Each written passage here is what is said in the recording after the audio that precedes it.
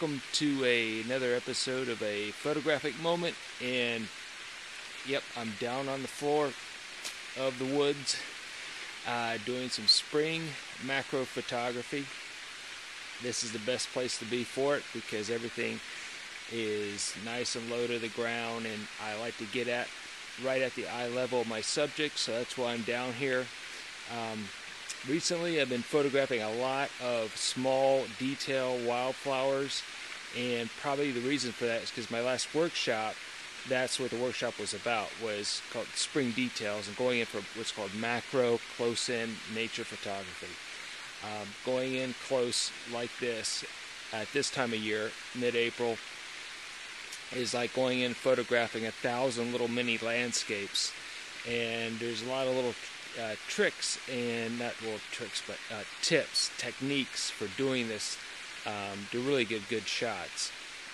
One of the things I like to do right off the bat is use a macro lens, and this is a 100mm macro lens.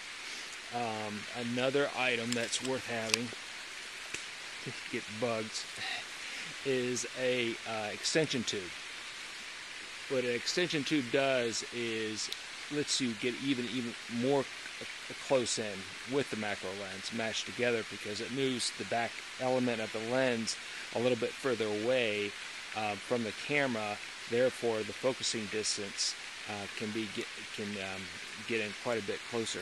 Now, another option too is to use what's used to be called micro filters with diopters, which are screw-on filters that go in front of the lens, a normal lens, and those act like a little magnifying glass for the lens and can let you get in closer as well. Another thing that's important to keep in mind is light and lighting the subject, and especially in a woodland like this, you've got changing light throughout the day when the sun is out, dealing with a lot of shade and bright spots. I like to have nice even light on the subject and control it a little bit. When the light, you've got a great subject, but the light isn't quite working out the way you want it to, one of the things I like to do is use a flash and detach it, put it on the camera, hot shoe like that, and this way I can direct the light how I want it to go on the subject. A lot of spring wildflowers are pointing down or low to the ground. I like to get some light underneath and get it up into the subject. Another way to do that is with that reflector, and when you have too much light on the subject, another item that's worth having is a light diffuser, which softens all the light. And when you got a real bright spot on the subject, this is coming handy to kind of tone that down a little bit. Okay, other things to keep in mind. What I look for in spring macro nature photography are form, repeating patterns, a nice pleasing background, and obviously a beautiful subject. Right here is one of the prettiest wildflowers in Ohio, I think, is the trillium, and I love the shape of them and the natural lines, not only in the flower itself but in the leaves. That's another thing. It's not just the wildflowers, a lot of interesting plants, especially here out in Hocking Hills, and the gorgeous, all the different ferns, the wildflowers even before they bloom.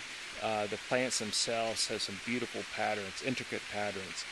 Once you take the time to slow down, get down at the subject's level, and really work a particular area, all these images will start to come to you. It's just a matter of slowing down and taking time to see, and getting, getting from that usual viewpoint that we all are at when we're walking along, but get creative and get down low. Another thing I like to do also, it's fun, is get in real close at a subject like this and use a super wide angle, like a 17mm, and shoot up into the subject very close. And then I can include all that nice forest background and even kind of a sparkling sun up in the trees. Of course, then I'm going to have to make sure that subject is well lit with a reflector and or a flash to counteract that bright background and get them both somewhat in the image well exposed. Another thing I like to look, like I mentioned earlier, I love repeating patterns in leaves or several leaves together, ferns and things like that. Always look on the edge of your frame for elements that are coming in that will be distracting to the eye and take away from the subject. A lot of sticks and twigs and leaves and things, especially when you have a nice green or colorful subject and you have a lot of brown leaves or sticks coming in. It's very distracting to the eye, so take your time to look around the edges of the frame and make sure none of that is coming in, so you take that out. It's okay to do a little bit of what I call gardening, and when you've got a distracting element in the background, throw that away.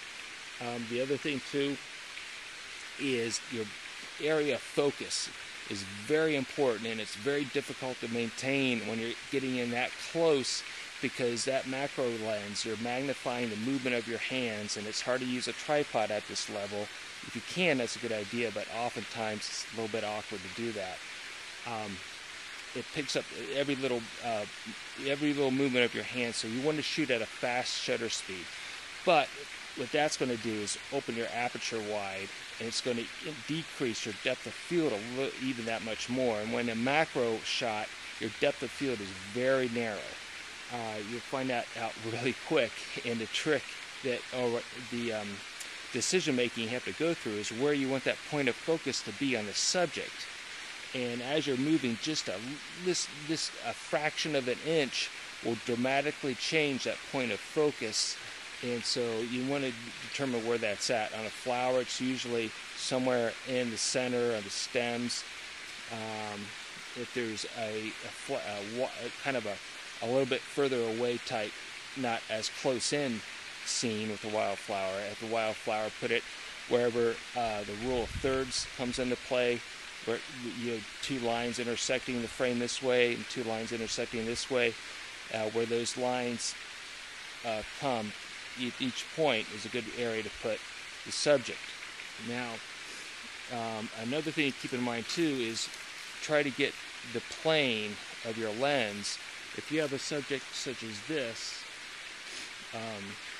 going this way, and then I have the lens like this and the camera is going this way, it increases the distance, and it's going to be very much as far as different distance between your focus point and the rest of the image. To reduce that distance, try to get the plane of the lens parallel with the plane of your subject. So there's some really quick tips. I'm going to get back to photographing this trillium, and got another workshop coming up May 29th. It's a Saturday at Cox Arboretum. I've still got a few more seats available, and it's going to be on this type of work, but more for summer gardens.